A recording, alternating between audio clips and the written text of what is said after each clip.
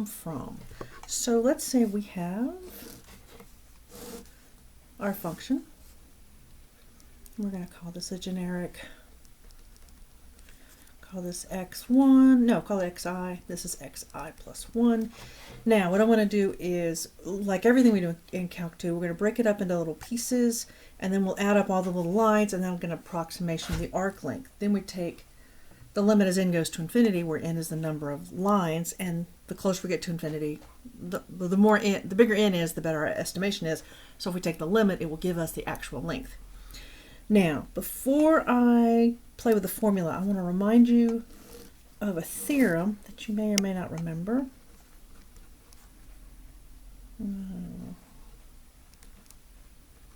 So let's say this is A and B, and I'm going to draw a line between the two. Looking for a different color pen. Of course, I don't have one. So I'm going to draw a line here. Now, the slope of that line is equal to f of b minus f of a over b minus a, where this is the function f of x, so this is f of a, this is f of b.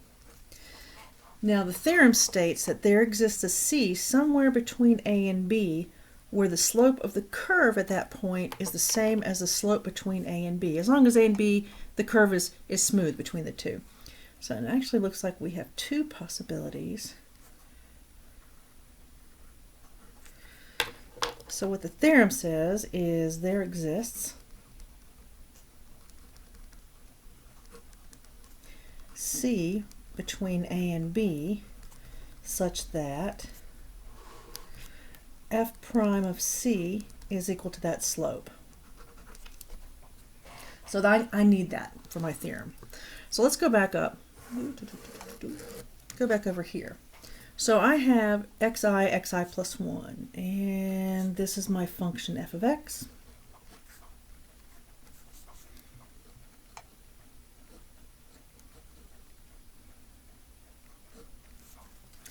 And my f of xi and all that. Now, the distance between these 2 points is the square root of xi plus 1 minus xi quantity squared plus f of xi plus 1 minus f of xi. Those two are squared. Now I'm going to do some algebraic manipulation so I can play with this. I'm going to suck this thing out. I'm going to divide both terms by xi plus 1 minus xi quantity squared.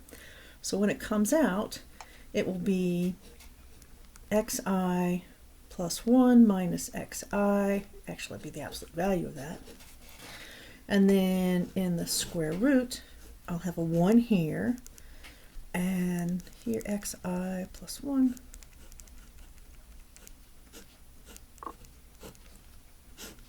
Well, they're both the f and the xi's are squared, so I'm just going to go ahead and put that square to both of them. Maybe that's kind of a mess. So here's my difference in y's over my difference in x's. This is the slope between these 2 points. So by our theorem over here, there's something in between these two where the derivative is equal to this. So we can call this like xi star. So I have the square root of 1 plus f prime of xi star quantity squared, and then times this guy, which is our delta x. That's the width of our interval. So to find the estimation, we would take the limit as n goes to infinity of the square root, summing up, the square root of 1 plus f prime of xi star squared times delta x. And then to get the better estimate, or the exact estimate, I've already done the limit. I already did both parts. Okay. As I goes from 1 to n. And this, you know, is equal to the integral from a to b.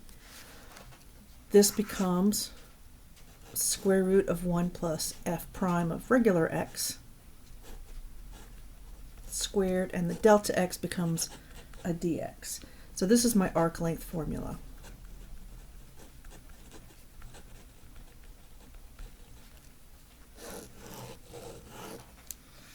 Now for the surface area, we're going to assume we rotate this about the x-axis. We can actually rotate it about both, but we only do one in this class. We only generate one formula. So rotate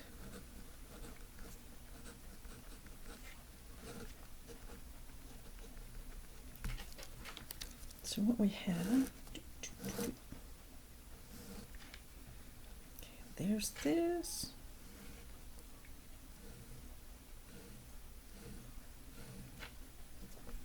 So you see we have a little cylinder here, and the area of a cylinder, or the surface area of a cylinder,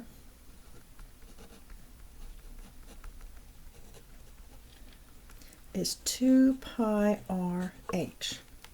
Well, in this example, my height is my arc length, and the radius is the distance from here to here, which is just f of the function, or f of x. So the surface area will be the integral from a to b. I need a 2 pi. Let's go ahead and throw that out front. My radius is f of x, and my height is the arc length,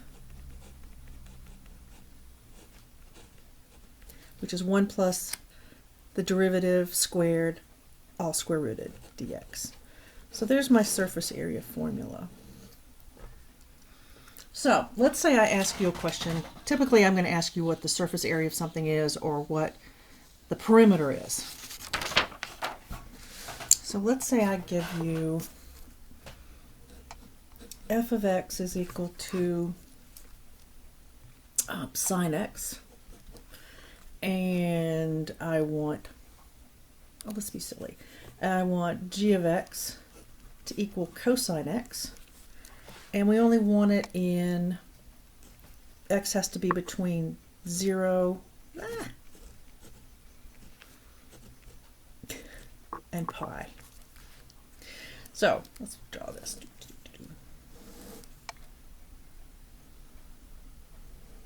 That's your sine wave between 0 and pi. And your cosine wave, oh, that goes under the axis, so I can't do the rotation. But we can do arc length. We can do, yeah, we can do arc length, or the perimeter. So here's my region. So if I want the arc length, I need to go along the top and along the bottom. Sine and cosine meet at 45 degrees, or pi over 4, in the first quadrant where they're both positive, and in the third quadrant where they're both negative. So this is 1, 2, 3, 4, 5 pi over 4. So for my arc length, I would have the integral from pi over 4 to 5 pi over 4, the square root of 1 plus f prime of x squared, plus the square root of 1 plus g prime of x squared dx. And give myself more room.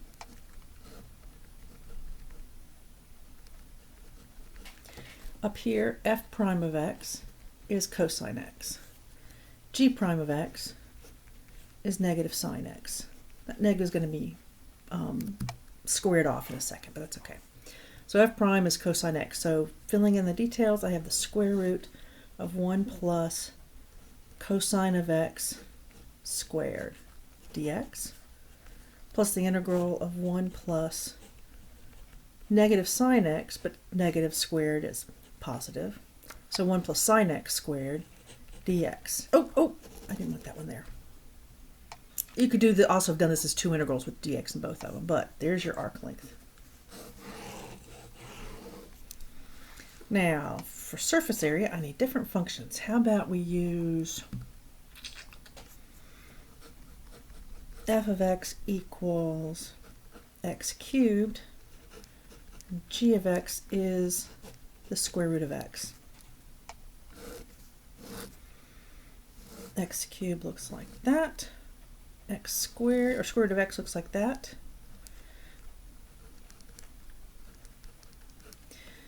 At this point, they match it. They connect at 1. So for this, our integrals will go from 0 to 1. I need the derivative of f and the derivative of g. We know that's x to the 1/2, so the derivative is 1/2 x to the negative 1/2, or 1 over 2 square root of x. So to get the surface area, when we rotate this thing around, I really don't want to draw this. We have an outside surface area and we have an inside surface area.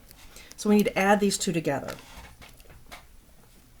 So the surface area, we have to deal with the f1. So that is 2 pi integral from 0 to 1. My function is x cubed.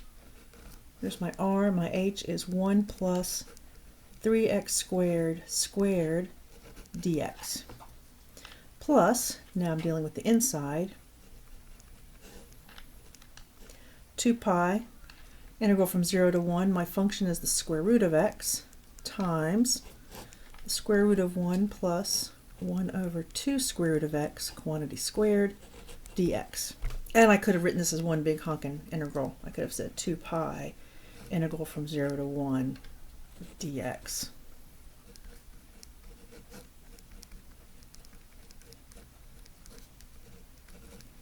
Almost stuck it again.